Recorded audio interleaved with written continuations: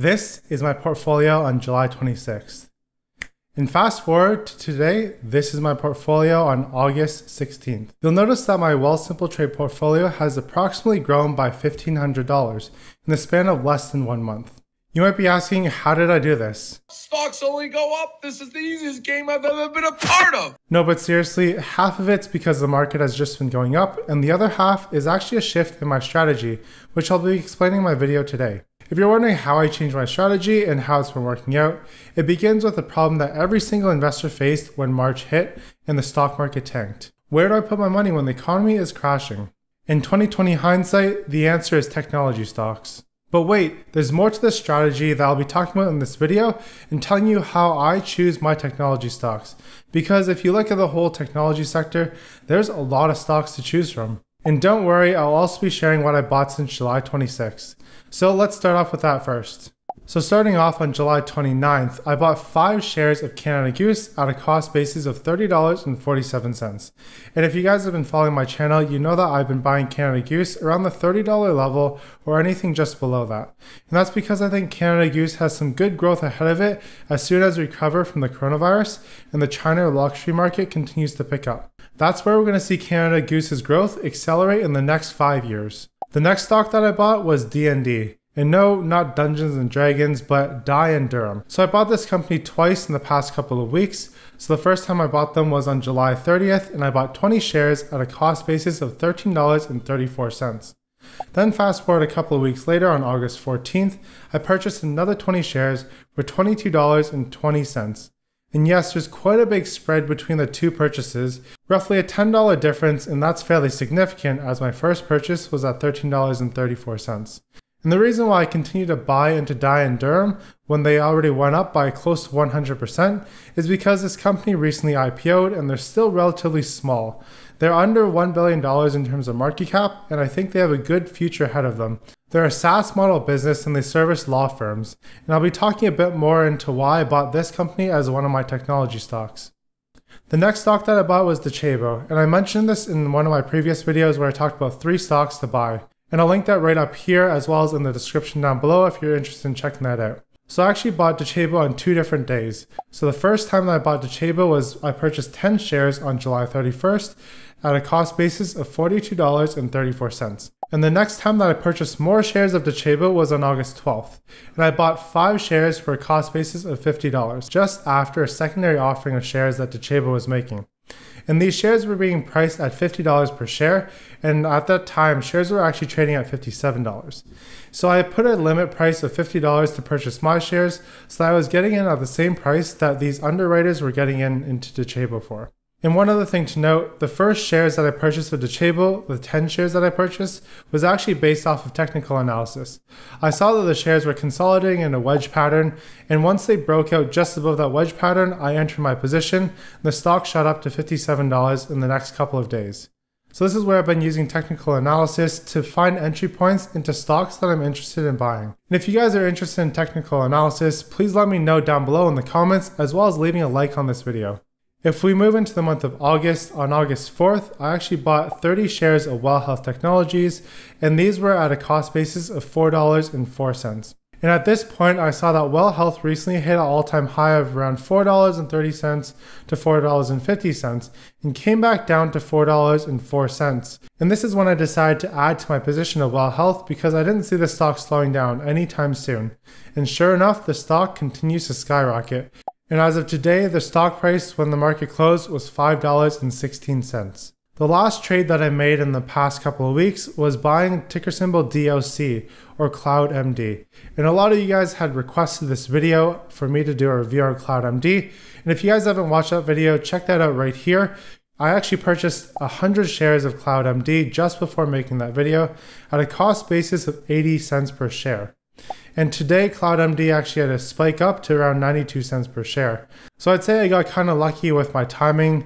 I did mention in that video that I was looking for prices around the 70 to 75 cents per share, but 100 shares only costed me $80, which is fairly small for my portfolio. And I figured I could average in at this price and continue to average down if the shares dropped even more. So that concludes all the stocks that I bought since July 26th. And one thing that you'll note here is all 5 of these stocks are actually considered growth stocks, and 4 out of 5 of these stocks are technology stocks. And that's what I really want to focus on today's video, is why I'm changing my investing strategy to invest in technology stocks and what criteria I'm placing on the technology stocks that I choose to invest in. If we look at all 4 of these technology stocks, there's a few things in common between all of them. Number 1, their market caps are all fairly small. Most of them are actually under $1 billion, with the exception of Docebo, which is close to $2 billion. Number 2, they're all SaaS businesses, so they have some sort of recurring revenue stream. Number 3, they're relatively new as public companies. And number 4, they're all Canadian. So now let's go through each of these 5 criteria that I set out for my new investing strategy, and I'll explain why I chose these criteria. So starting off with the criteria of being a technology stock. The reason why I'm investing in technology stocks is because A, it's a space that I understand, and B, it's because technology, for the most part, the goal of it is to help save time. And every business or every person always wants to save time because time is our most finite resource on earth. There's always going to be a growing need for technology, as businesses are always looking for ways to cut down on their labor force. As well, they're looking for ways to streamline their processes so they're less time intensive and more straightforward. And if we compare the technology sector with a sector like retail or food, these sectors aren't growing as quickly because, everyone in the world is already buying clothes or is already buying food. How much more food or more clothes can people consume? And the only way for these companies to win is by capturing more market share, which means they have to have a great brand. The next criteria that I've been following is that I'm investing in small market cap stocks. And the reason why I'm investing in small market cap stocks is because the growth that they have ahead of them is a lot greater than a larger market cap stock. So it's easy for a $500 million company to become a $5 billion company in the next 5 years because these small market cap stocks tend to be growth stocks and they're growing their revenues like 50 or 100% year over year. And yes, you guys are probably wondering why I'm choosing small market cap stocks, because you're thinking small market cap stocks are risky. And yes, you are right about that. For me as an investor, I do my research into these stocks and I understand there is an element of risk. However, I am spreading my money over multiple small market cap stocks and not throwing all my money into a single stock. So that's how I'm managing my risk amongst these small market cap technology stocks. And one other reason why I choose small market cap stocks is because these small market cap stocks are typically not on the radar of institutional investors. And small market cap stocks, eventually, if they're a good business, become medium cap stocks, and then they could even move on to become large cap stocks, just like Shopify.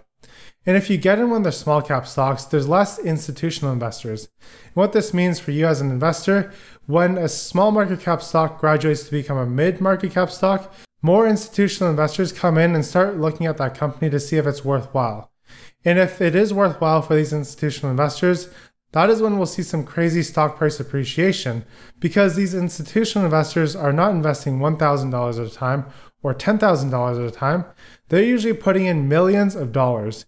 And for a company that's around $2 to $5 billion, seeing $100 million of demand for their stock, this can lead to some major stock price appreciation because now the demand for the stock just grew dramatically from this big institutional investor. Another way that small market cap stocks can see huge stock price appreciation is through acquisition.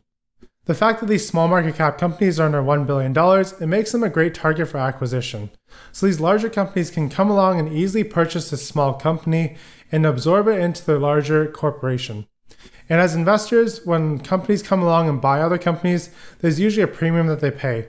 It's anywhere from 30 to 100% depending on how much potential this company has. The third criteria that I have is that it's a SaaS business. And if you guys don't know what SaaS is, it means software as a service. So these 4 companies that I bought all offer software platforms that other companies or individuals can purchase for a monthly subscription fee. And the reason why SaaS is such a great business to invest in is because the revenues are very predictable. When people sign up for a SaaS service, they're essentially locked into that service for at least a month, unless they want to cancel, but they won't get their 1 month back. But more often than not, people buy into these SaaS services with a 1 year long subscription fee or even longer. And once customers like businesses or individuals get into a SaaS platform, they usually stay into this platform long term because the SaaS platform becomes an integral part in your life or in your business. So take a look at Netflix or Spotify. Once you purchase these two services, you're probably not going to switch out from them because you want to keep streaming your music, as well as you're always looking for new shows to watch. And for businesses, if you're purchasing software, likely you're going to be putting data on that software or using this for some sort of process in your business like billing or accounting. It's going to be a huge mess for you to move all your data off the software platform and into a different platform. And these SaaS platforms make it very difficult for you to switch away. That's why SaaS businesses are always great to invest in because revenues are fairly predictable month over month and even year over year. The fourth criteria that I have is that these companies that I'm purchasing are relatively new. And this kind of ties in with the fact that they're small market caps because most small market cap stocks are relatively new. And if they're a very good company, they're going to take off quickly, just like we saw with Docebo, as well as even with D&D. Dye & Durham IPO'd on July 17th, and since then the stock price has shot up by about 200%. They IPO'd their shares at around $7.50, and today it's sitting around $21 per share. And when you get into relatively new stocks, a lot of people don't know about these stocks yet, and if you can get in early into a great business, then you're able to ride up the stock price as more and more people find out about these stocks. And how people typically find out about these small market cap stocks is either through forums, YouTube, Motley Fool, or stock scanners. And it takes a little while for a stock to build up some traction, but once it does start picking up momentum, a lot more new investors will pour into these if they're a great business. And the last criteria that I set out is that these stocks are all Canadian. And this is more so a restriction that I have on myself because I'm trading on Wealthsimple Trade. For those of you who use Wealthsimple Trade, you guys know that they charge a currency exchange fee of 1.5%. So that's why I'm not purchasing any US stocks on Wealthsimple Trade because I don't believe that US is just the only market that goes up dramatically. I think Canada also has a shot here.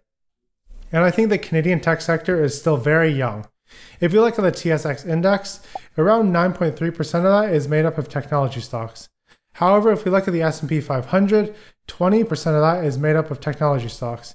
And some surveys say even up to 25% of the S&P 500 is technology. The Canadian market is mainly dominated by material stocks, utility, and energy.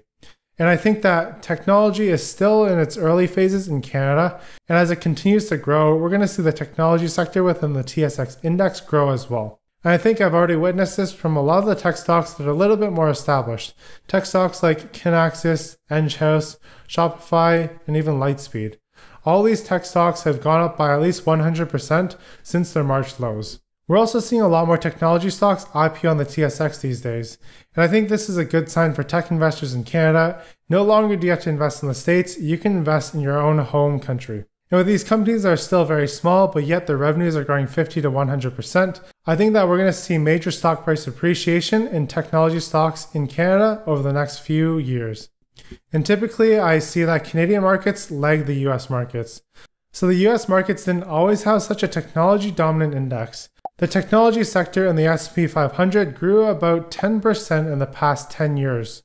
And lastly, another thing that I can see going forward driving Canadian technology stocks, it's that ETFs that are tracking Canadian technology will likely become more popular as the technology sector continues to expand in Canada. And as these Canadian technology ETFs become larger, this just means more money poured into the technology sector in Canadian stocks. If you guys agree or disagree with my strategy, let me know in the comments down below. Also note that I still hold most of my dividend stocks, and I haven't sold any of them in the past 3 weeks. And I plan to keep these positions, but I don't plan to add to them as aggressively as I plan to add to my technology stocks.